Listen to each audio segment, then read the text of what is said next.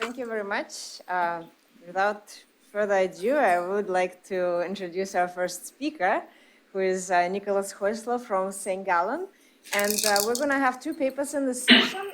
Each paper gets about 45 minutes. So there's 22 minutes for the speaker, 15 minutes for the discussion, and the audience will get the chance to ask questions later. And we have about 8 minutes for the audience questions. And so, Nicholas, the floor is all yours.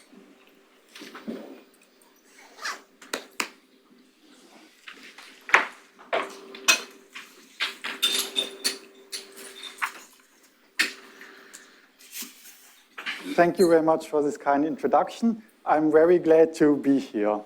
So let's kick the things off by quickly recapping what DAOs are. What are these organizations?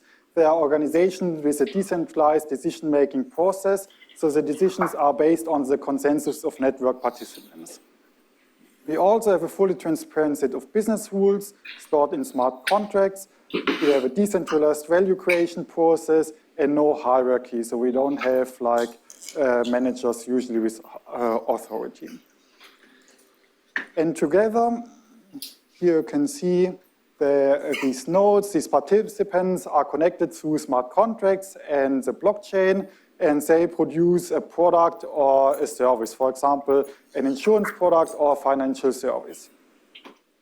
And that works all well. They can store data on the blockchain. Everything is internally consistent. But the problem is most products or services require outside data.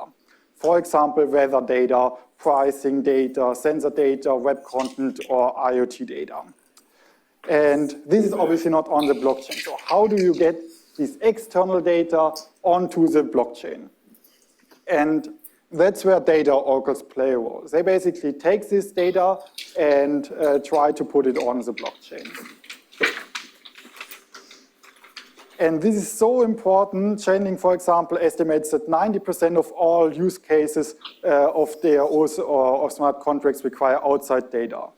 A DAO without data oracles is basically blind. Only small problems. Data oracles are prone to shirking, malfeasance, and exploit. So how can we solve this problem? Because it would be really devastating, it would be really bad if bad or wrong data is injected into the blockchain, into the DAO system.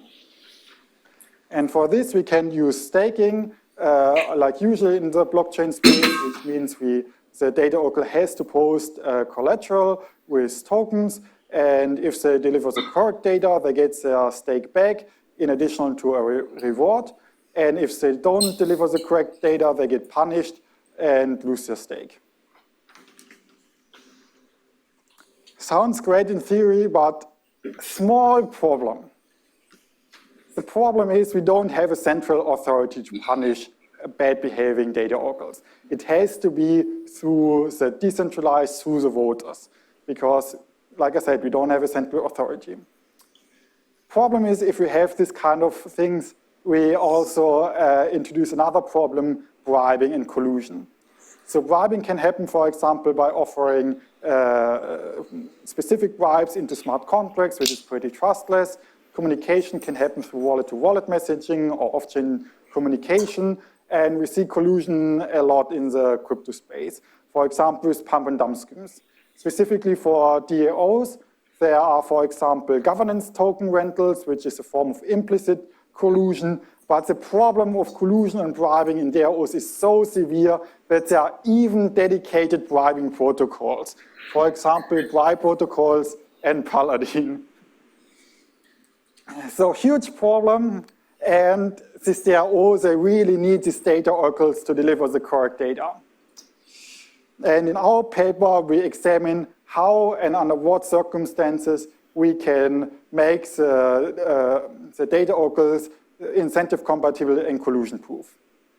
We connect to several literature streams.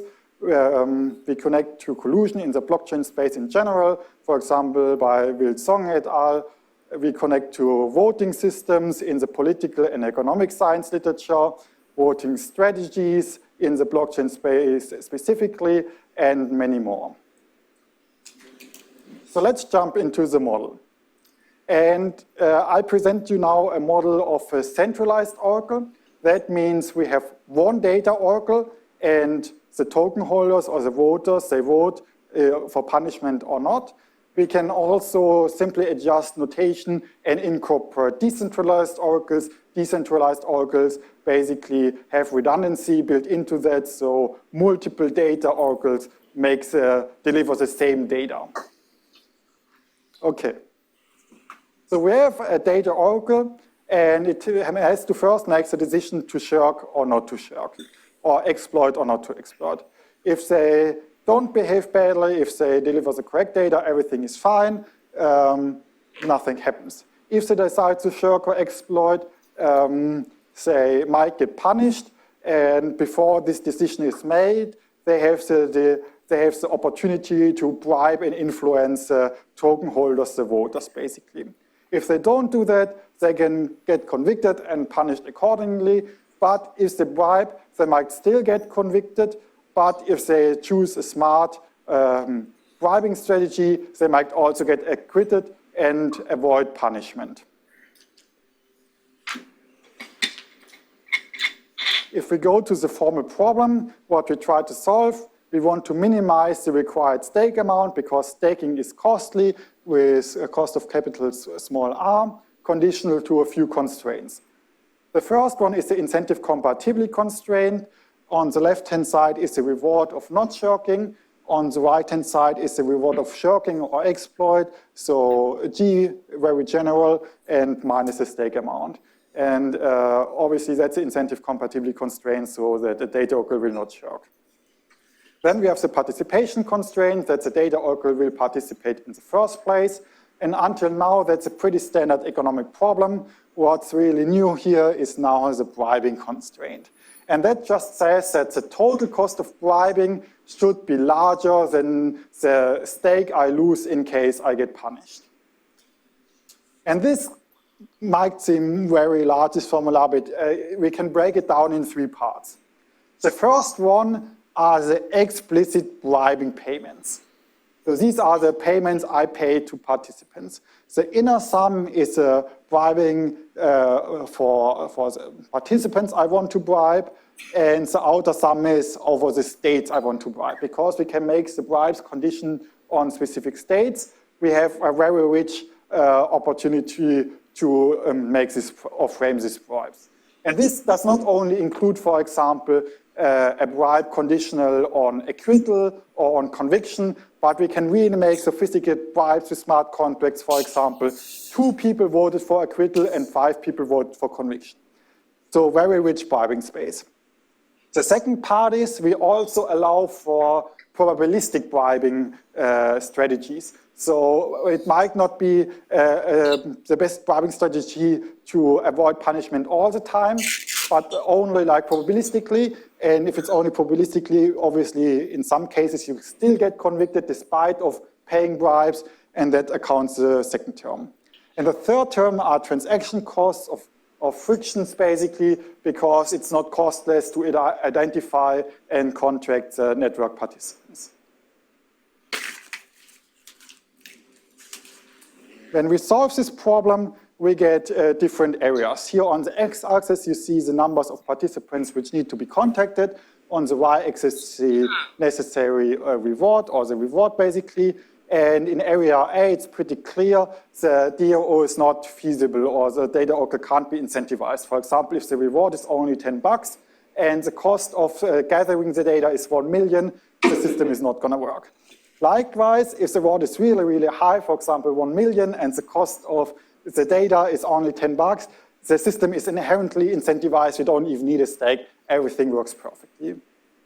In area C, the system is inherently collusion-proof through the frictions. So if we have a large decentralized network, the friction alone are sufficient to make the system collusion-proof. The problem is most areas or most DAOs or most data orgs are in area E, basically, where we would have enough money to compensate adequately data oracles. They're not too large, and we don't have these huge, large decentralized organizations. And here, that's exactly where collusion most likely happens. But with our voting mechanism, we might solve this problem. Because remember, we don't have a central authority to punish workers, so we have to rely on voters and decentralized participants to make this decision for us. And the most three important ones for our papers are majority voting, where a majority decides if data oracles should be punished or not, and the individual votes are visible. Masked voting is pretty similar. A majority decides the outcome. The total voting decision and number of votes are visible, but not the individual votes. So we see like if the voting outcome is acquittal or conviction, but we don't see how a specific Ethereum address voted, for example. And now the last one might seem like an odd one, stochastic voting, where a single decisive vote is drawn from the overall pool of votes. What does this mean? Everybody writes on a piece of note basically his voting decision. It gets thrown into a place with all the other votes. You give it a stir, and you pull one out, and whatever is written on that piece of paper is its voting outcome. And the probability that your vote is drawn is proportional to the stake size. For masked voting, for most parameters, it's collusion resistant. So for most parameters, it works basically. The problem is with masked voting, it reduces transparency, which is often not liked in the blockchain space and goes against the premise of a lot of advocates for these. And before I talk about the other 2 points, let's talk about the most efficient bribing strategies first. So for that, we solve the sub-problem. We minimize the bribing cost, basically. And the most efficient bribing strategy is a pivotal voting strategy. So in case the data oracle gets convicted and you're not the decisive vote, you get a small amount of money. If the data oracle gets acquitted and you're not the decisive vote, you get a small amount of money. And in case you are the decisive vote, you get a large amount of money. In this case, it would be at least the compensation of the lost token value in case I make a wrong decision. So D are the drop in token value and T are the token holdings, basically. So what's the intuition behind it? If 90% of voters vote for conviction, well, you can think, the data oracle gets convicted anyways. So why don't I just vote for acquittal, get at least some amount of money from doing that decision, and we still have and the data oracle gets convicted accordingly. Likewise, if the data oracle, if 90% vote for acquittal, then it's not really, then your vote doesn't matter again, because it might suck that the data oracle gets acquitted, but it doesn't really, you can't really influence the outcome anymore. So you at least take a little bit amount of money, and that's optimal for you. And in case you are the decisive voter, so you are the decisive edge, if data oracle should get convicted or acquitted, you get such a large of money that you still vote for acquittal. And that is a strictly dominant strategy. And accepting bribe it is. And unfortunately, that's for all participants. But if everybody thinks that's a strictly dominant strategy, we're never gonna reach this case with a large payout, because we always end up in this case where we only have to pay a little bit of amount of money. So in the end, we have a nearly costless acquittal. And majority voting does not prevent collusion. And that's exactly what stochastic voting tries to fix.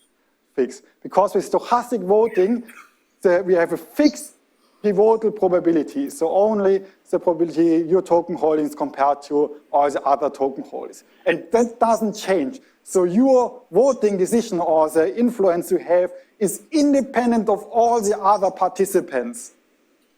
And that's really important, because it helps you at least in some part accountable for your voting decision. On its own, for few parameters, it's already collusion resilient. but for most it doesn't. But if we combine stochastic voting with a sufficient concentration, so with so-called whale token holders, we can make the system collusion-proof. And there are three economic drivers behind that. First, most importantly, the fixed probability of being pivotal. Because that holds you accountable, at least in some part, to your decision. Secondly, the probability that you get picked is much larger for bigger token holders. So if you make a wrong voting decision, the probability that your voting decision influences the outcome is much larger for bigger token holders. And thirdly, we have a greater potential loss for larger token holders. So if you make a bad voting decision and your vote gets picked, you incur a larger loss basically for your bad decision. And these three factors combined crush every cheap bribing strategy and provide sufficient deterrent so that data oracles will not shirk in the first place and will probably be incentivized to provide correct data.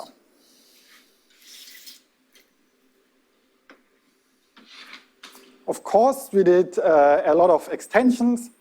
One of them, a huge one, are uncertainties. For example, uncertainties in identifying malfeasance, like if there's only a noisy signal. Ambiguity in defining faultiness, or if there's just a classic exogenous failure probability. Our model still holds true as long as we have a noisy but informative signal, basically. We also looked to alternatives, for example, Estrella and Chainlink, and some other papers in the literature. And at some point, they always assume a majority of voters or of decision makers vote honestly. But with our bribing strategies I showed, as long as they behave rationally, they are exactly not going to behave honestly. Cryptographic solutions are great. They focus mostly on the transportation layer. If the data at the source is corrupted, there mostly are not a lot of options you can do to prevent it. So that's just garbage in, garbage out. And lastly, what might sound really nice is the reputation, for example, by Witnet and so on. The sneaky thing, what's the catch here with the reputation is, well, we still don't have a central authority who decides how to give somebody a bad reputation or not. And the sneaky thing is with bribery, it alters the truth itself. So let me conclude. What did we do? We developed a blueprint for incentive-compatible and collusion-proof data oracles. Collusion can be prevented in multitudes of ways. First, with a high enough reward, which is pretty unrealistic for most applications. Inherently collusion-proof is a large size and sufficient decentralization. So the ideal of the DAO basically, but there's a chicken and egg problem. Until you get to this size, the system is prone to collusion, so you will never go to this size in the first place. Masked voting works for most parameters, great, but there is a trade-off with transparency, so not a lot of people are willing to make this trade-off. Stochastic voting itself works for a few parameters, but if we want to make the system collusion-proof, stochastic voting and large concentrated token holders, the crypto whales, are sufficient to make the system incentive-compatible and collusion-proof. So thank you very much for your attention. I'm now looking very forward to Andreas' discussion and your questions. Thank you.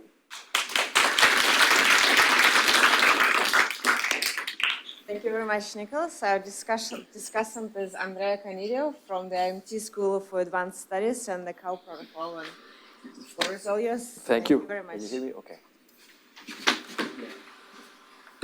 Well, first of all, let me thank the organizer for giving me the chance to provide comments to this very interesting paper. Now, let me start by summarizing it a bit like my way, okay, which is maybe not the way the authors would do, but this is my take from reading the paper.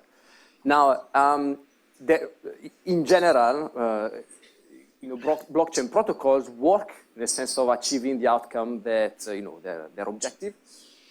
If and only if various participants will behave in specific ways. And to achieve this, of course, those behaviors must be incentive compatible. So we have to find a way to provide incentives or punishment depending on behavior that we observe. Now, primarily, this is done via smart contracts. So we code in a smart contract that if we do certain things, you get extra tokens or your tokens are burned. The problem is, the problem the authors identify is that many important rules cannot be coded into smart contracts, but they are observable by humans, okay? So then you have to find a way to bring humans in the loop of how then you are gonna punish certain deviation from the required behavior. And the problem that is specific to this context is that humans can be easily bribed using blockchain. And the slides with the different protocol that already exist, which can automate the payment of bribes, was very telling of how easy this is. So I think the general point and the broad contribution of the paper is to point out that how humans are involved into the process of enforcing certain rules is a very important design choice. Okay. Now, let me point out that this summary doesn't say anything about oracles, which is a bit my comment number one. And it does apply to oracles, but it applies also to many other contexts. For example, I was discussing with some people yesterday night, and today I am in the process of leaving academia and starting working for a blockchain startup DeFi protocol. It turns out that this is very, very relevant to my new employer as well. Because, it's a platform, and various participants participate. Some rules are encoded in the smart contract, some other we call them social consensus rules. If we observe a deviator from those rules, then there's going to be a vote from the DAO, and the DAO will then slash the tokens of those who don't. So, I mean, and I wouldn't be surprised if other projects that are represented here in this conference have similar rules. And in some sense, it's not even totally specific to DAOs because I'm not the super expert in proof of stake. Fahad maybe could contribute more. But what I know is that even in that context, the initiation of slashing is a human intervention. Someone has to kind of raise a flag and say, hey, this validator misbehaved. So the fact that humans are involved in enforcing many, many important rules is in many places, not all in oracles. Which makes it more relevant, I would say. But it kind of changes the framework of the paper. So let me also try to put the paper in the context of the literature in a way that is slightly different from what the authors did. So there is an old literature looking at how can we enforce effort, generate effort, whenever the final outcome of multiple people putting effort is just one. So in sense, this is the literature that goes under the name of production in team, effort in team. And there is one specific paper that I think you should take a look at. This is Legros and Matthew, where they derive the mechanism that allow you to achieve the first best level of effort under assumption that effort is not observable. Obviously, under some condition on the production function, those conditions hold in your case as well. So that would be like a good starting point in a sense. Now, obviously, these mechanisms require a punishment, otherwise you cannot get what you want. And then the question that is also in the literature is, okay, are those punishment renegotiation proof? In a sense, once we reach a state where we should punish someone, do we want to do something else or not? And here, if you frame the contribution this way, what is novel is a different context, because now we have voting and we have blockchain, we have bribing, so we have a very different environment where a question that has been discussed re-emerge in a different form. Now, if this is the take on the paper, perhaps, the incentive compatibility problem, which is essentially, if I can punish you, what mechanism should I set up? That has already been studied in the literature, it's well understood. And so what is the most interesting part is this idea that there is, the ex post, do I want to punish you ex post, that has this very specific feature. And so one possible recommendation here would be to de-emphasize the stuff that is already known from the literature while focusing perhaps a bit more on this ex post collusion constraint. Okay, what are the core elements of the model in my view? Now, essentially, if we want to summarize it in the shortest possible way, one could say that it is an environment where someone may commit an offense, and then there is a choice from DAO members of whether to punish this person or not. If they punish this person, essentially what happens is that the value of their tokens remains high. If they don't punish, their tokens are depreciated, but they may receive a bribe and enjoy this bribe. Okay, so this is the basic trade-off. And note how, in some sense, here it's a model in which the ultimate punishers are the token holders, are the traders that will generate the depreciation in the token value in case the DAO fails to punish someone who was observed misbehaving. Which could be a possible line in which we may want to develop further. Now, and as an offender, my bribing strategy will depend on the voting rules because, how can I influence the voting outcome? And also, of course, in the model, there is a cost parameter that depends on the degree of decentralization. And those two elements open up a lot of interesting questions, like, can I condition my bribes on individual behavior or only on what I absorb in the aggregate? And can bribes target only the pivotal voter or not? Or this kind of, I think, generates all the interesting results that you get. What are the main results in my view? Now, one result that is interesting, but in my view it's a bit not yet fully developed, is that if there is sufficient decentralization, that is dispersion in token holding, then collusion is prevented. Now, note that this is not an if and only if. So in some sense, it leaves open what happened at the other side of the spectrum. It is possible. I can think of reasons why perhaps when there is very little decentralization, now I, as a token holder, since I hold most of the token, I internalize more the fact that, I do want to punish this guy, otherwise the value of my token decreases. So it's never explained what happened at the other side of the spectrum, and I think it would be useful to fully characterize that result. And then, the big result, which I find very interesting, is that the voting rules matter. In particular, if you obfuscate voting, reduces collusion, because now my bribes can only depend on the aggregate outcome, not on how each individual token holder behaves. And then, essentially, the results on the stochastic voting there says that if I give more voting power to those who hold more token, I am reducing collusion. The reason being that those who hold more token have more to lose by the depreciation of the token. And so they have a higher incentive to actually punish. Okay, this comes up in the stochastic voting model. Perhaps this intuition generalizes, I don't know, but I think this is the essence here. Okay, to conclude, let me give you what are my main comments and suggestions. I have more, but those are more technical. We can sit down at the corner at one point at the coffee break. Now, yes, probably from my previous comment, I think it's clear that I think you should frame the contribution more broadly. The paper is not really, the model is not really about oracles. And in some sense, it's actually not a very good model of oracles, because oracles has to do with information, precision of this information, while the model is everything is binary. So zero effort, or effort can be only 0, 1, and then either is a failure or success. These nuances that are specific to a context of information are missing. So if anything is not really a good model about oracles, it's a better model for something else. Yeah, so as I said, you may want to de-emphasize the incentive compatibility constraint to focus more on the collusion constraint.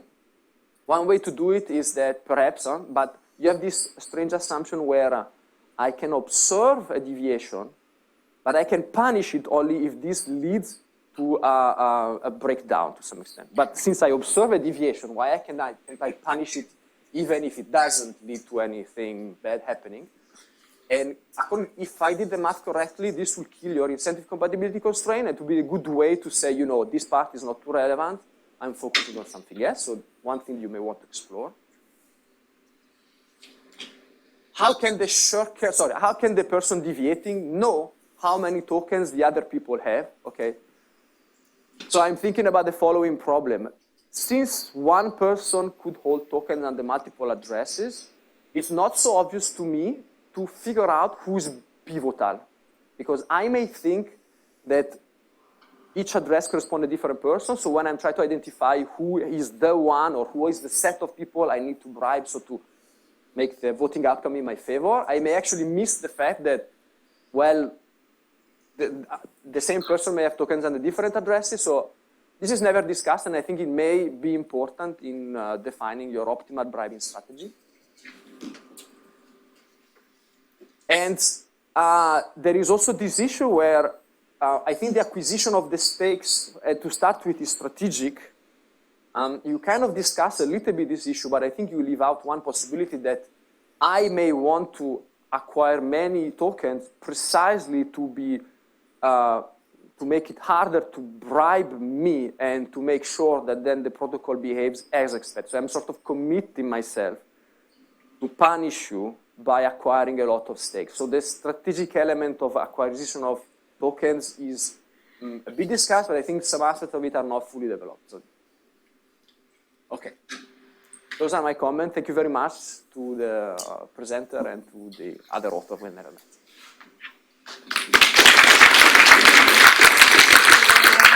And Nicholas, would you like to respond and then maybe take questions from the audience? And we're running a little bit ahead of time, so please feel free to ask questions. So thank you very much for your kind comments. I really appreciate it, and I'm looking forward to the smaller technical comments too. I was told not to respond to the comments now, so let's go to your questions, and I do my best to answer them. Yes. Yeah, hi. Very nice paper. I really enjoyed it. Also, thanks for sending it to me. I have two questions. So first, I was wondering whether you could explain where all the oracles are fitting in this voting process. So I also didn't really understand so what part the oracles play in the voting process, because as I understand, oracles give me information, right? So and then if I would like to vote on a specific proposal, where exactly does this information help me?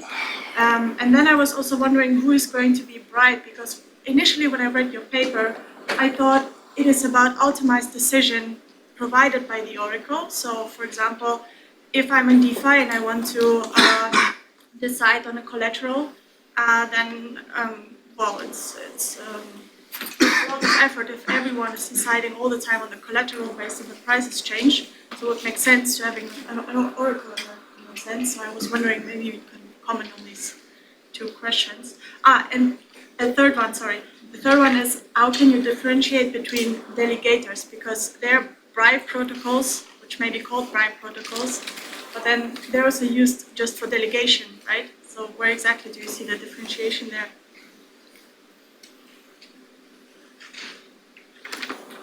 Okay, first of all, thank you much for these questions. They are really good. So the first one is what the data oracles play in the voting process. And we have several flavors in the papers, and it's not quite as consistent as we would like to have it in the final version. So in the version I presented you, they are just treated as an object in the voting process, so they don't have any voting power. We can easily include the voting power of the data oracle because, I mean, if they stake, if they hold token, they also have the opportunity to influence the voting process. That's usually not optimal because it's much cheaper to bribe others than to internalize the effect of holding more tokens in the process and taking the loss, basically. And the other point is, well, the version I sent you, it was more like focused on a decentralized oracles where basically or multiple data oracles who deliver the same data have to reach this consensus if they should punish another data oracle, basically. Great question. So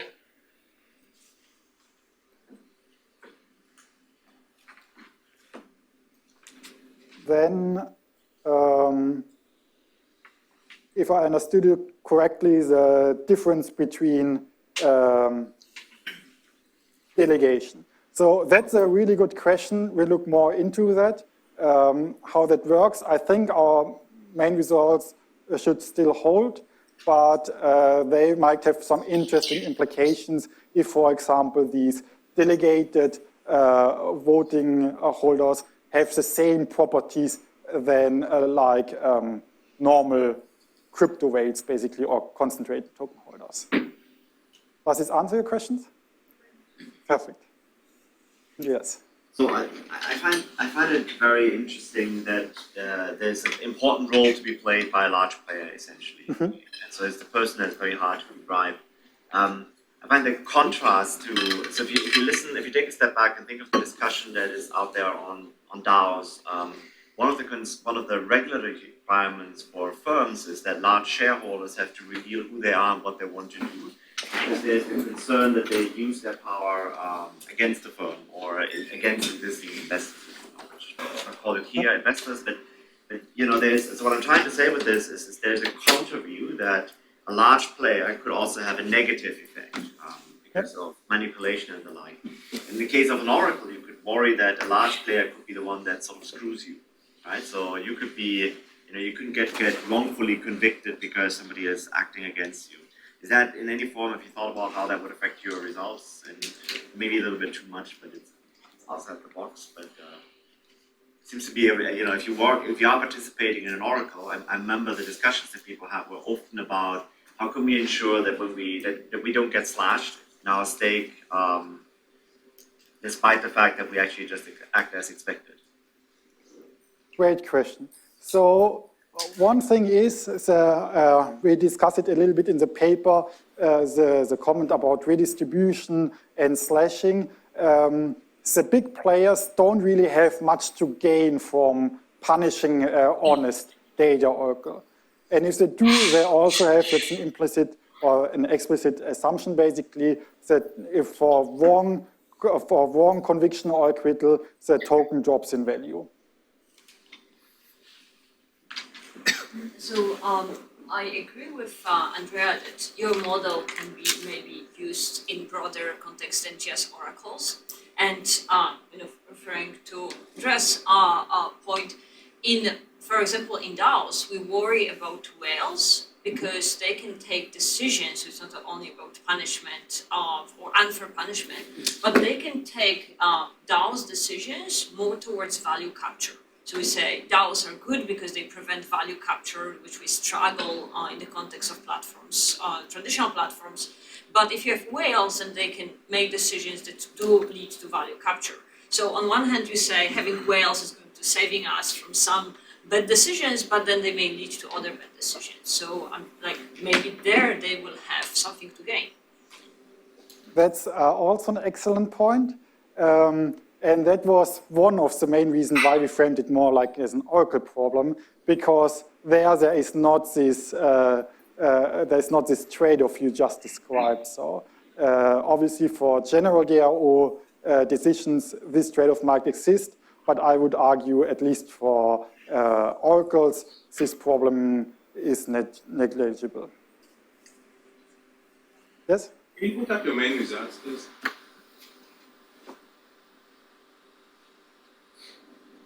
This one or? Right. So the first one, the normative blueprint for incentive compatibility. Are you solving the oracle problem? Are you offering a solution to the oracle problem? My understanding, the oracle problem is about data that's outside the blockchain, somehow affect things inside the blockchain. Yep. And are you solving that problem? Is that the claim in the first bullet? So we at least offer a solution and we examine under what condition collusion can be prevented for the oracle problem.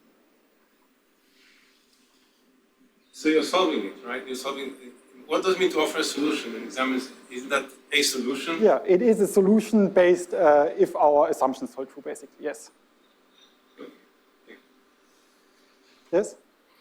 I have a question, because voting on chain is usually not discrete. So how do you deal with the fact that some players will have more information and how others have voted before other players do, and that might influence the decisions they make and the collusions and bribes they decide they want to take? Okay, that's a great question. So we didn't look at the information side in this paper. Maybe that's a good extension. Maybe that's also good for another paper. So what we did in that direction is we looked at signals basically for which it still hold, and so if there is enough information, and I would argue for most Oracle failures in the past, it was pretty clear if a data oracle was at fault or not at fault. So for example, if the price of a stablecoin for one US DT, or for example, is at like 5, for example. Very simple example. So in most cases, I would say it's pretty evident, but it's really a nice idea to look more into the information side on this problem. Yes? So you introduced this idea of masked voting, and you said there the outcome is revealed, but not the individual votes. But that's pretty hard to do in the blockchain state, so that you can do this thing where my individual vote is not tied to me, right? And so you can still see that it was, 41-37, but not who voted which way. Does the result still hold for mass voting if you reveal a little more information than just the outcome, yes or no, right? You reveal how many people voted in each way, but not which ones.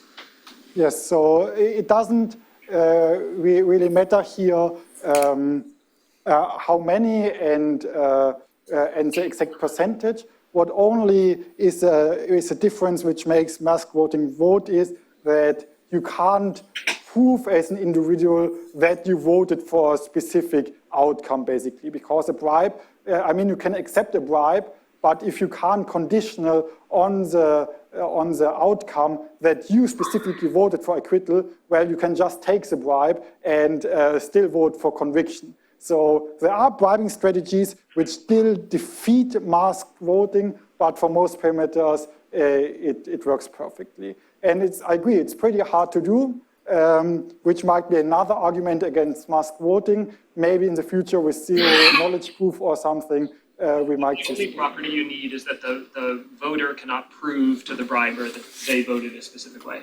Exactly. Currently on the blockchain, we can pretty much do this easily. We see the addresses in the smart contracts where it voted, but yeah.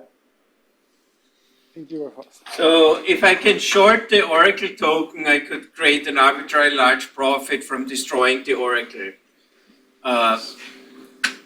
That might be misbehaving, right? So how is that still a problem? That might be a good point. I'll look into that. So if we want to adapt your model to other routines on blockchain, such as like proof of stake or on-chain governance, what is the gap we need to fill? Okay, that's also a really great question. So there are two limitations with that approach where I think it works here, but not for blockchain consensus in general. First, there is a cap on G basically. So we can't, if we have like a blockchain and this becomes really, really large, for example, by double spending or something, it's not becoming feasible. And the second one is with stochastic voting, one disadvantage is that obviously the single decisive vote is drawn. For our model, it's really good because it only has to work in expectation to be a deterrent for bad behavior. But if you, for example, make blocks or if you record transaction, it has to work every time and every time. And that's why I don't think it will work in a general blockchain consensus, but it works enough for here because it only has to work in expectation. Thank you. Yes? In the context of Oracle, you don't really directly observe the efforts, right? What you observe is a bunch of the reports, and there's no it's no consensus that who is the bad guy. But here, because the effort is observable, so everyone knows who is the bad guy, then they vote, right? Yes, so I think this goes in the direction of the comment before, basically. In a lot of cases we saw in the past, it's pretty much obvious if a voter, if a data oracle behaved badly or not, but at least if there is some sort of noisy but informative signal, it still works. Yeah, but it's not directly that you have a noise and noise signal about effort. Is that people also have the incentive to misreport. Right? It really depends on the mechanism you choose that determines the people's incentive to report what information they have, right? Or maybe some distortion. Yep, so here we have a very general incentive constraint. So R is just the benefit of not shirking or exploit and G of exploit. So this can be any form of depending on the application, basically. So in our new version of the paper, we look at several cases, for example, insurance claims and pricing and so on, where we go in more detail how these variables might look like in practice. But yeah, we can look at this. Actually, I have another one, sorry. I think this would be the last question, because we will have to move to the next one. My comment is very similar to previous comments, is that in your current model, the designer knows everyone's preference, right? But I mean, in reality, the industry people are worried about that. There are some data sources they intentionally want to mess up this oracle so that they can profit from like the lending contracts rely on this particular oracle. Right? So maybe there's no way you can incentive those bad people because you don't know that what they really want. So to clarify, you mean the data oracles or the voters? The data oracles, right? Some lending contracts rely on some particular data oracles, and as long as you can manipulate that oracle, then you can actually profit from this lending contract. Yep. So that would be then here we can incorporate that in these two variables here, basically. But I think here that you know everyone's preference. But I think in the practice you don't really know that. You don't know who has the strategy to profit from this oracle manipulation attack, and you also don't know the profit that you can gain from this attack. That is a great point. So we look more into that. That might be a valuable extension.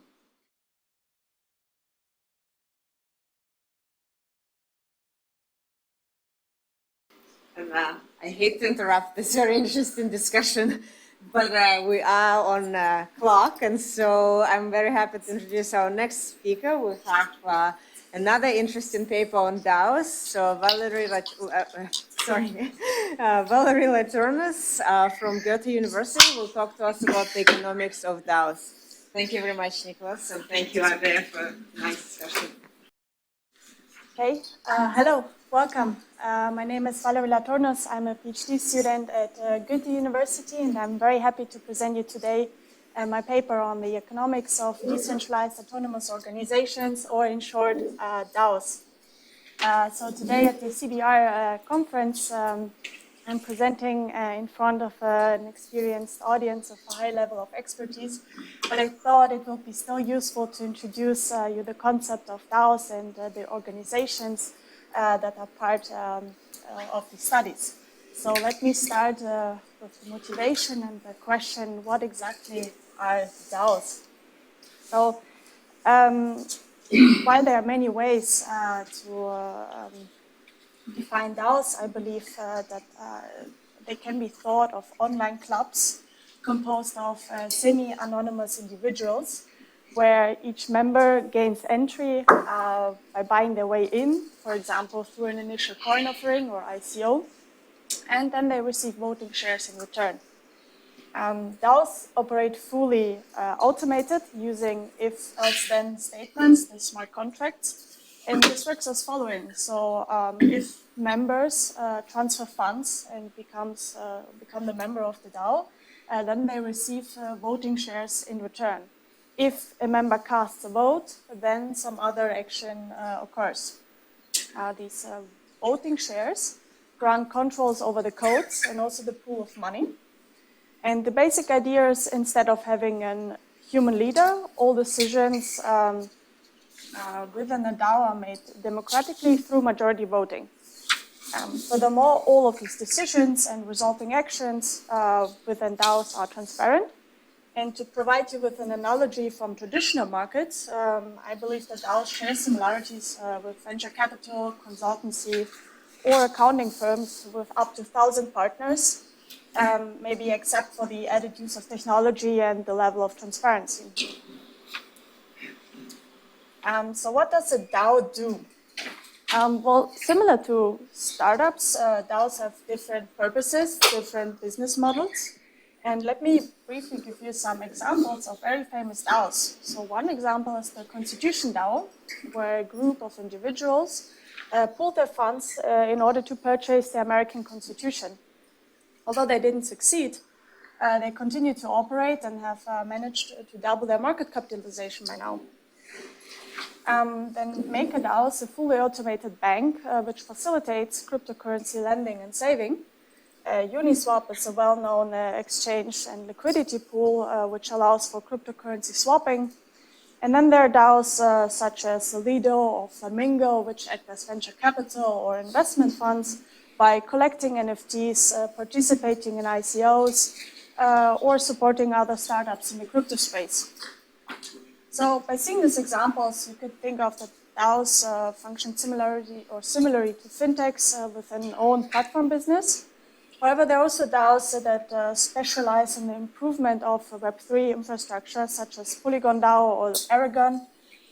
Polygon DAO, for example, tries to improve the scalability on the Ethereum mainnet, and Aragon facilitates the DAO creation by providing templates. However, it is also worth noticing that there are some DAOs that operate as non-profit organization, like the Ukraine DAO. So in the past 2 years, DAOs have become increasingly popular with more than 2 million active users. As you see in this graph, it illustrates the number of realized ICOs compared to DAOs with funds. And this dramatic increase that you see here raises question on the efficiency and sustainability of DAOs. So I derived the following research question: what factors contribute to the success and survival of DAOs? Specifically, I'm interested in how do DAOs operate and which DAOs perform well and why is this the case? In order to answer this research question, I have a sample of about 2,000 DAOs, which started between 2017 and run until 2022. I download about 1.2 million blockchain transactions, and this gives me information about the firm size, think of the number of members, ownership and asset structure, think here of the level of liquidity. I have also the market value of the assets held and the market value of the voting shares. Furthermore, I have data on the votings and proposals, and this gives me information on the voting power, the speed, the activism, the voting outcome, and also whether there is disagreement between large and minority voting holders or voters. In summary, I find that DAOs are very diverse in terms of size and business operation. So according to the descriptive statistics, the average member size is about 5,000 members. However, there's also a huge disparity in size. As for example, the largest 12% of DAOs manage about 51% of the total market value of assets. This value was approximately $12 billion as of January 2023. Recently, in April 2023, this value doubled. Furthermore, DAOs tend to start off as centralized entities and evolve more to a dispersed ownership structure. And I also observe high inefficiencies, with only 23% of all DAO members participate actively in voting. Moreover, I see that there's a low disagreement between minority and large voting shareholders. Regarding my regression analysis, I see that high-performing DAOs are those which have an active community regardless of the ownership structure. And this is surprising because literature would expect centralization in similar settings. So to provide you with an examples,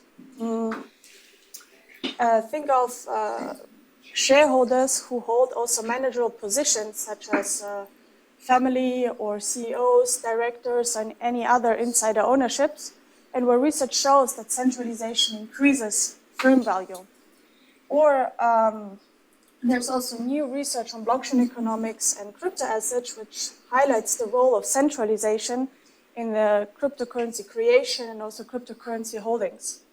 Furthermore, we know that large partnerships are extremely fragile, and therefore hierarchy is often considered as necessary. And nevertheless, DAOs seem to work and function effectively even with a dispersed ownership structure. And I believe more research is warranted here. My paper contributes to three main literature streams. So first, I focus on equity partnerships because I believe that DAOs share similarities with them. And there is literature on partnerships and efficiencies, as well as the free rider problem, which can also be applied to DAOs.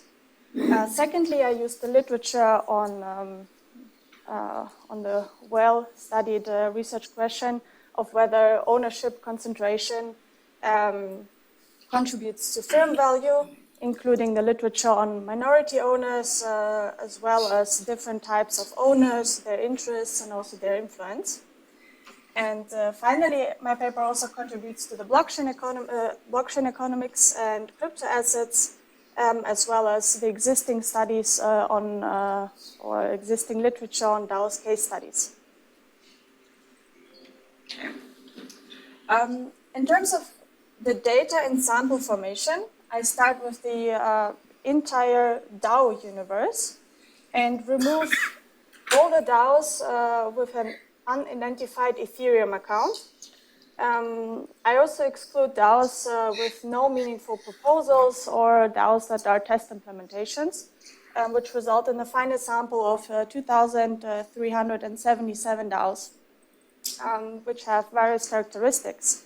So of those DAOs, 55 have an on-chain governance. Roughly about 200, 300 have off-chain governance.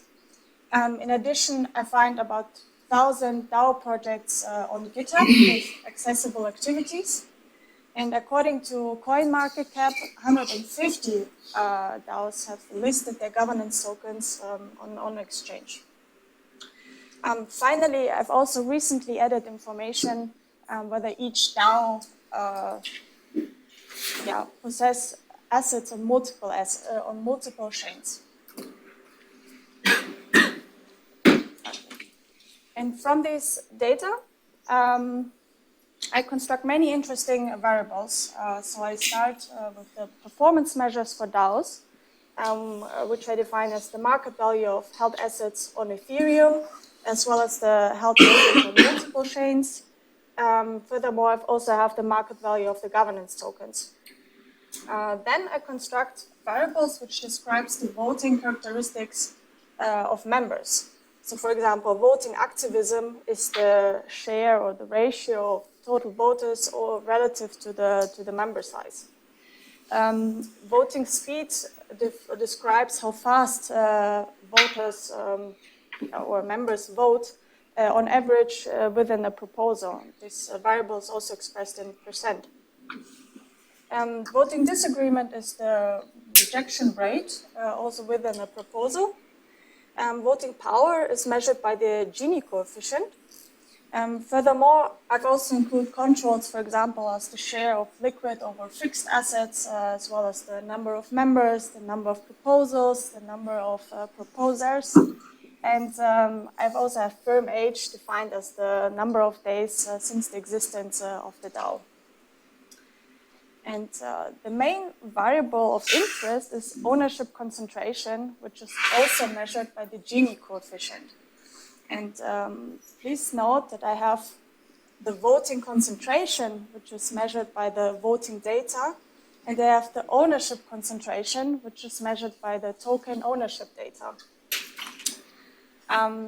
So, what is the Gini coefficient? In economics, the Gini coefficient measures the wealth inequality in a country. You have to think of that the Gini coefficient is derived from the Lorentz curve, which you see from the pictures here below. And it plots the proportion of the total wealth on the y-axis, and it plots the proportion of the total wealth on the y-axis, which is cumulatively earned by the population, which is plotted on the x-axis. In our cryptocurrency context, it means that it measures the ownership dispersion within a DAO. And the variable ranges between 0 and 1, and a higher Gini coefficient would eventually mean that there's unequal ownership distribution and hence centralization. So now I would like to introduce you my main results. So first, I model performance as the market value of held assets on Ethereum as a linear function of ownership concentration and the voting variables. And I established three main results.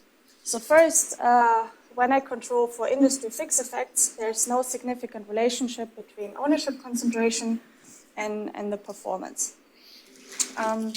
Secondly, I see that the member rate in votings is a more important driver of performance.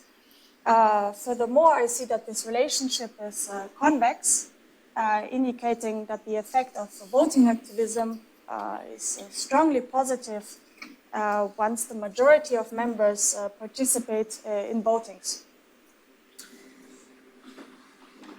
Next, I replicate the model by using another performance indicator, which is the market value of tokens. And again, I see that the centralization in ownership as well as the centralization in voting power does not play a role for the market performance or the market value of governance tokens. Voting activism points again to a similar influence as previously discussed. However, it is insignificant. Overall, the market, it is the market value of the governance tokens are less predictive of the DAO activities. And finally, I examine whether the results hold by allowing for the interrelation of the variables. So it could be that centralization increases firm value, and then on the other hand, higher firm value would incentivize more members to join the DAO. So in order to address this issue, I use a panel-var framework, which uses the performance as the assets held on the Ethereum and the ownership concentration as endogenous variables, where each variable is represented by a linear function of its own past values and the other variable, or the past values of the other variable. And again, I do not observe that centralization in ownership increases firm value. However, a higher firm value contributes to more power equality within DAOs, albeit at a very small, significant rate. So, in conclusion, I study how DAOs operate and which of them perform well. And my findings observe that DAOs are very diverse. There's a large disparity in size between the members and also the valuation of assets. And in conclusion, high-performing DAOs are those with an active community. And what I like to do with this paper more, I would like to investigate the reasons for the members' participation in DAOs and to understand the potential payoffs of them. So, thank you very much.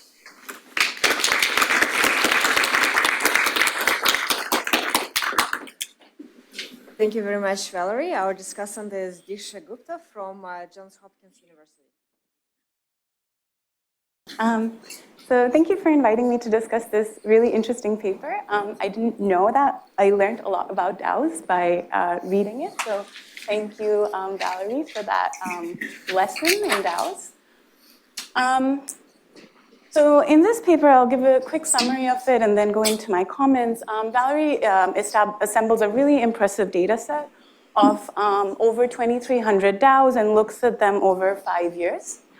She provides a number of descriptive results on various aspects of DAOs, which I found very interesting, and then tries to establish a causal relationship to understand the relationship between decentralization, voting participation, and DAO performance. So these are just some of the descriptive results, but there are many more in the paper. So Valerie finds that most DAOs are used to govern DeFi protocols, and most proposals' content are related to DeFi improvement protocols. DAOs are owned by about 5,000 members on average, although there's large variance here. And they generally exhibit low voting participation rates, both on and off chain, which I found surprising. And then another finding from the paper is that there's generally a low discrepancy between the voting outcomes of smaller and larger voters. So they seem to be aligned, which I thought was quite surprising and very interesting. And then there's, in the next part of the paper, Valerie tries to establish a causal relationship between decentralization, voting participation, and DAO performance. She finds no relationship, somewhat surprisingly, between ownership concentration and DAO performance. And this is sort of from the old paper. The measures of DAO performance are, I think, much improved in the newer version.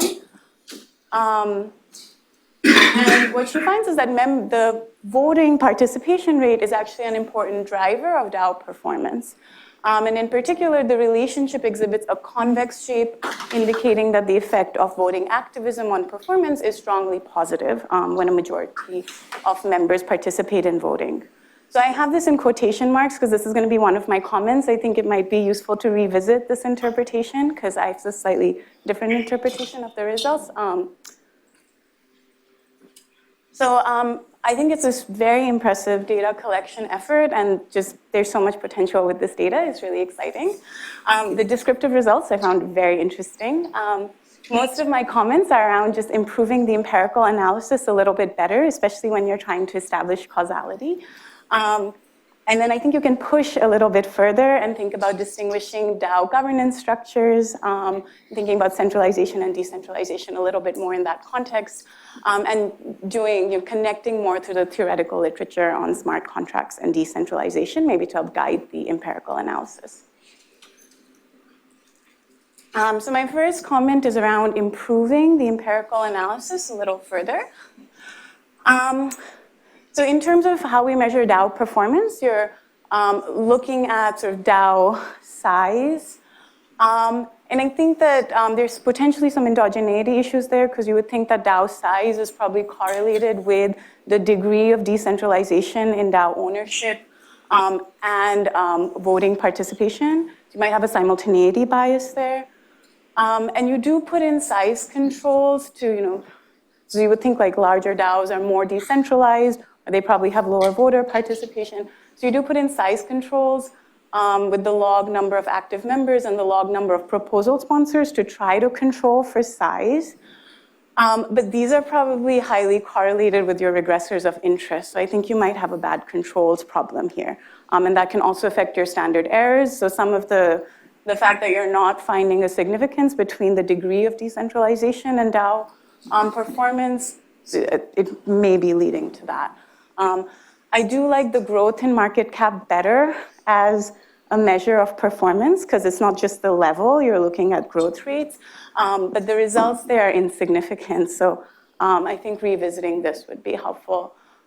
And then sort of in the VAR analysis, you're only looking at the effect of decentralized ownership. So because you're interested in voter participation, that piece is missing from the VAR analysis.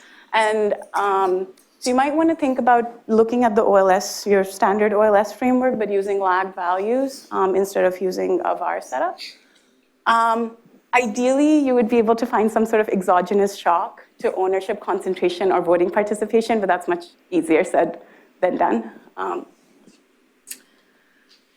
So the other thing I just I wanted to revisit this interpretation of the relationship between voting activism, so the degree of voter participation, and DAO performance. So these coefficients are just from one of your regressions. So that's the coefficient on voting activism and voting activism squared. So you are right that it does become sort of positive and convex, but the values we're interested in here are between 0 and 1, so either 0% participation or 100%. So if you look at the values between 0 and 1, it's actually negative all throughout. So I would revisit this, and that could be a very interesting result if it is there, right? That even if we have 100% participation, actually has a negative effect on the value of DAOs rather than a positive effect. It would be very surprising if that's the case. But I think you want to just look at this again, because some of this might be coming from the endogeneity issues. So here, I think you just want to be careful with interpretation, and you want to look at the 0 to 1 range.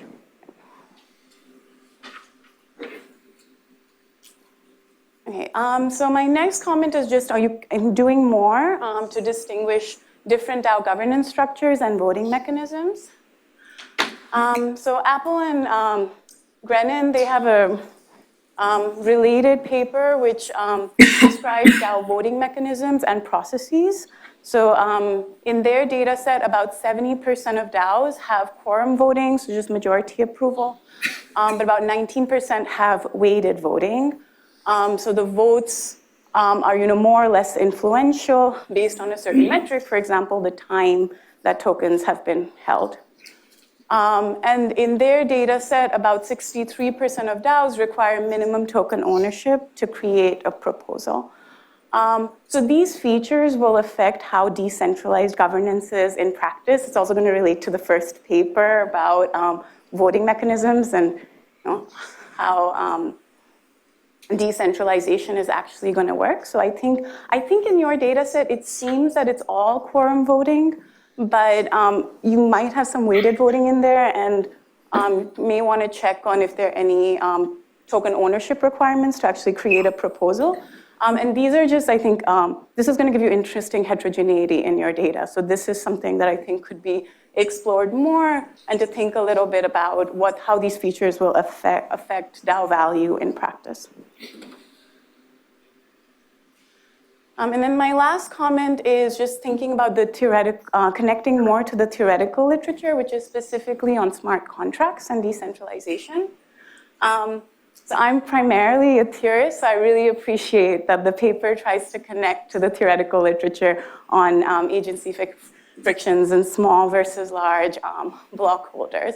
What was a little unclear to me, because there's so many papers out there, is how the traditional literature, so what might change when we try to apply it to DAOs, right? So what are potentially different incentive issues we might have when it comes to trying to use smart contracts to enforce governance, the nature of assets, the rewards and incentives, voting mechanisms. So one thing that would be useful, I think, with the traditional literature is to maybe just have a really simple model that connects that literature and some of those frictions to DAOs, thinks about some of the nuances of applying them in the DAO context, and maybe get some empirical predictions out of that. This is sort of what we do in a paper on token offerings. We take a very standard Leland and Pyle framework, but we try to just think about how it might change in a token offering context to guide the empirical analysis. There's also a theoretical literature on smart contracts and decentralization, which may be also useful to connect to, because it's sort of already thinking about some of these issues in the blockchain context. So that's all I have. I think this is a really impressive data set, and there's so much potential to explore it. I found the descriptive results really interesting, and I would just revisit some of the causal results. Would you like to respond and take questions? And again, we have a few extra minutes, so you're welcome to ask Valerie some questions. Yeah, thank you very much for your presentation and also the comments. I was really looking for it. And yeah, I believe I have to think more carefully. First of all, as you said, on the analysis, I can rewrite and rethink this. Yeah, I think for now I can leave it as it is. Maybe one small comment on the voting mechanisms. It's true that I mean, as far as I checked it, I think I only have majority voting because I use one specific database, but I can check what exactly or which database the other authors were using. So I guess this will be no problem in implementing it. So thank you very much for these comments. So it seemed from your presentation that you only look at the linear relationship with ownership, and I would say I would expect that it may be non-linear. That maybe the performance may be best if the concentration is somewhere around 1/2 rather than 0 or 1, right? So you're not kind of looking at non-linearity there. And then there may be interaction between concentration and activity, voter activity. Concentration is almost 1, then there is almost no use for voters' activity and discussion, right? Whereas when concentration is close to 0, then you really want a lot of activity, and that may be correlated with the performance. But my biggest concern is the measure of performance in DAOs. Right? So we tend to think about the market cap, the token of the price of the token, and taking it from the traditional finance literature. But if you think about the traditional literature, if we look at the publicly traded companies and their stock prices, but the publicly traded companies have one objective, to maximize profits. The reason why stock prices may relate to the performance of the company is because we expect them to pay dividends, so they're related somehow to the performance of the company. But do you really think that the price of a governance token for a DAO that has a stated goal of being non-profit, right, is really showing the performance of the DAO? So as you were looking at the different goals of DAOs, shouldn't we look at how well they achieve their own goals when we are measuring their performance, rather than the price of the token? And then, if we really think about the price of the token, that this is like, when people are very active around the DAO, then they may value owning this token to save more and have more participation. But then it's circular. It's not the performance of the DAO. It's not what DAO really does and how well it does it. So, more general, not just for your paper, but generally looking at the DAO. Thank you very much for this question. If I may comment very quickly, I believe that, the linear relationship, I can test, of course, whether it's non-linear. I believe I even did it because I tested with all the other variables, and I think I didn't find it, but as I said, I will revise it anyway, so I will check it for sure again. Then you comment about the interaction of the voting activity. I didn't do it because, basically, from the ownership, the voting activity is just like 20% of the data. So what I was thinking that I will just replicate it in the same way. So I didn't do an interaction between these variables because it's a share of the ownership data, basically. So that was one of the reasons.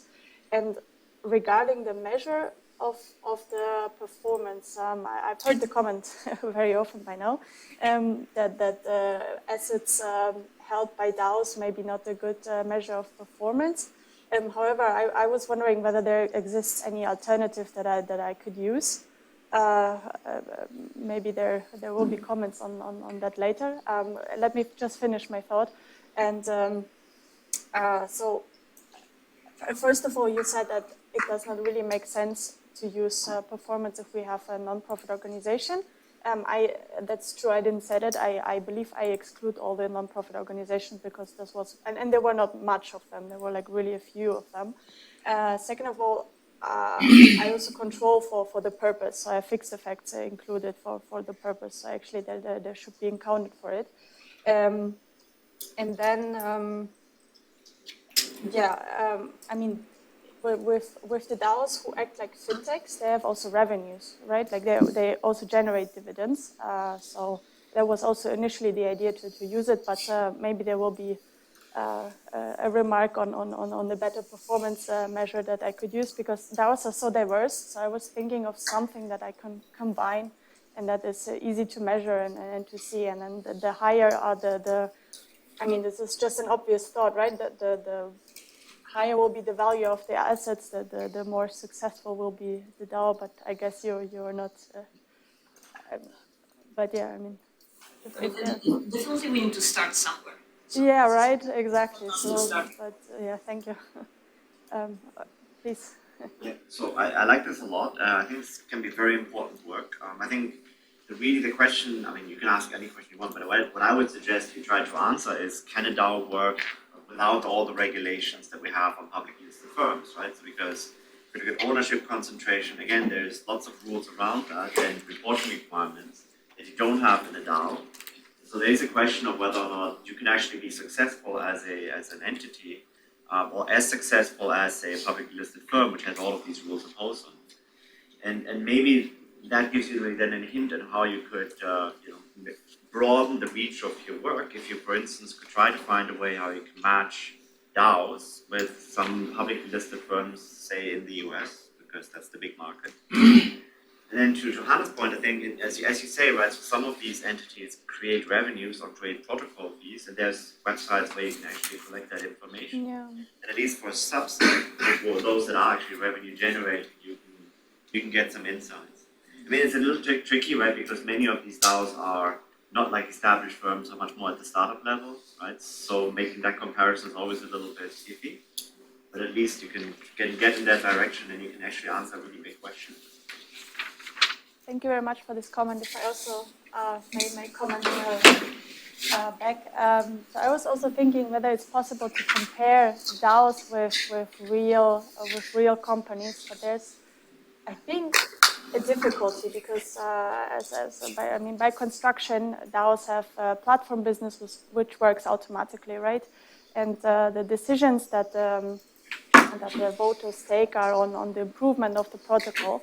So now I cannot compare it, for example, to a car manufacturer where you have lots of departments. So the only thing that I was thinking you could compare it maybe to other fintech businesses or maybe to one department or something like this. But it will be really difficult to do that because, I mean, in the DAO field, all the decisions are done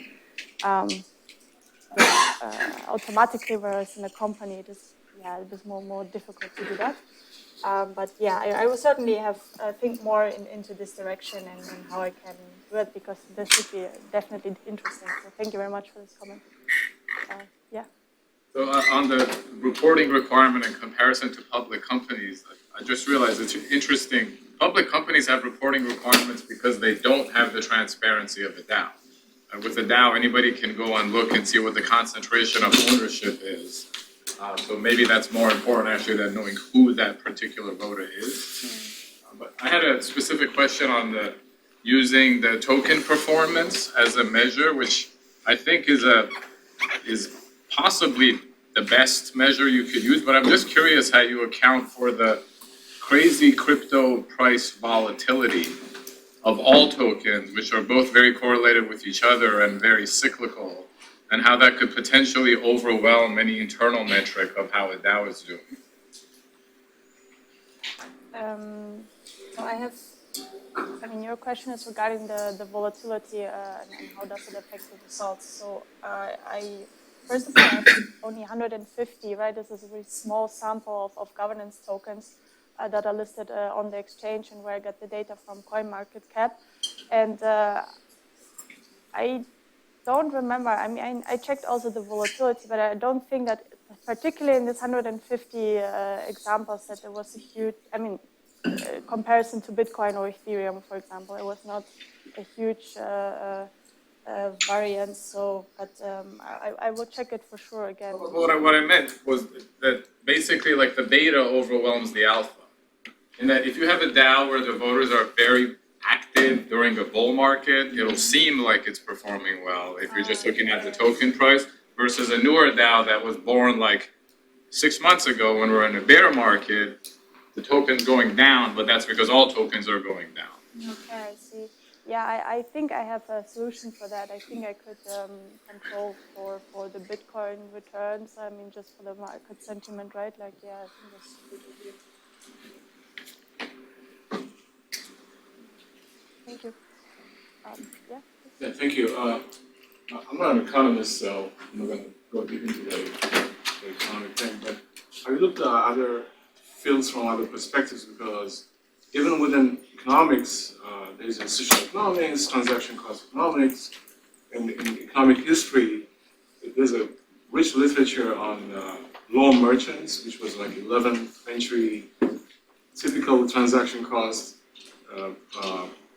problem that we see right now in terms of crypto.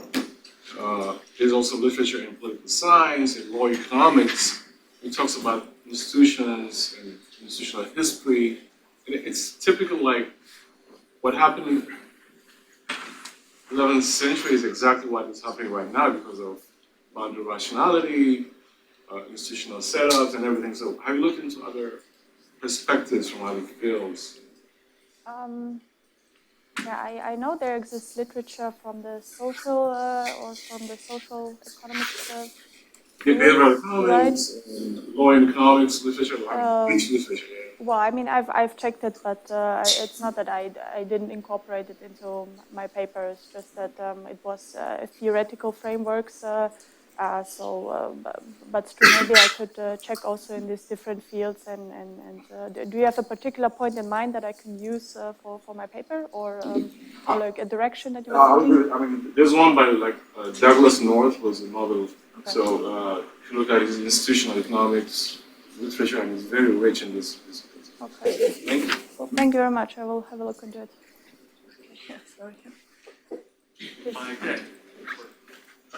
Yeah, so it's just one possibility. So if you zoom into all the proposal for, let's say, Uniswap or for other, basically has a product, and then if it passed, basically you can think there is a basically change for the protocol or something, right? So this can be used as it can be something like a shock. It's like to see how those proposal potentially change the product and how it potentially change. And you have more measurements. Say if you change the product that way, do you have more users? Do you have more TVL? Do you really have more market cap? So maybe you just zoom in more and see what are the proposals, what they change, and so on. Yeah. It's an excellent point. Thank you very much. I haven't. Yeah, I will definitely do that. Yeah, I'm going to follow up on that point that you made about, like, there's a lot of macroeconomic effects that have occurred over the past few years. Like SushiSwap, for example, when it launched, Ethereum was $90. And since then, there's also been this mass movement more toward holding crypto as a passive asset versus, like, the active, highly engaged user base that there was in 2018. I'm curious if, like, you've attempted to normalize for that, and if not, like, you could take a slice of the 2018 DAOs, treat them as a cohort, and then see internally if the ones with more active participation outperform the other ones. Okay, if I understood you correctly, you're wondering whether the one that introduced earlier were way more active than the one that introduced later. Yeah. That's a good point. Yeah, maybe I could split the sample and check exactly the. Yeah, that's also excellent. Thank you very much.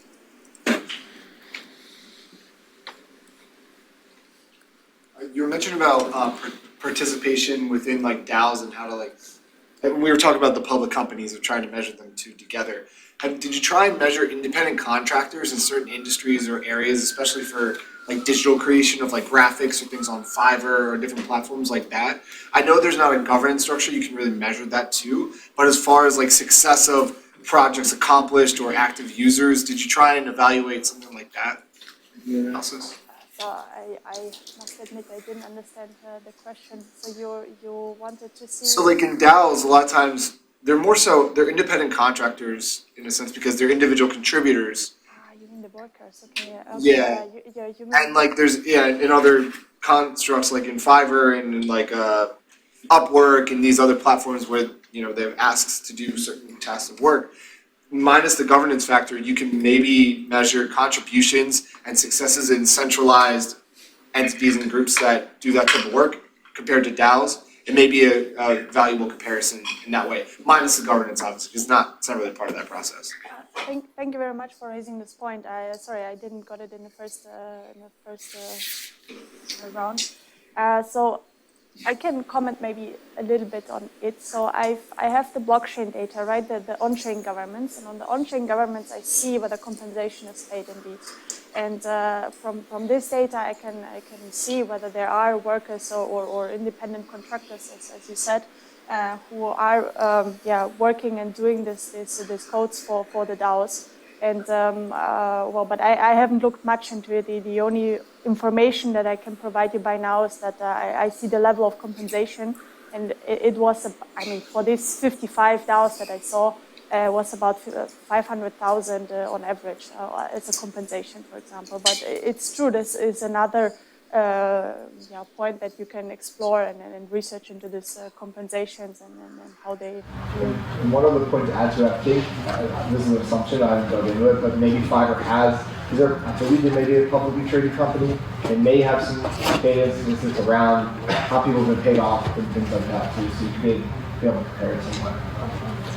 Even Mechanical Turk within Amazon too does a similar thing, and they probably have a lot of numbers there too. So we're almost out of time, unless there is one quick comment that you just want to do. I think I should do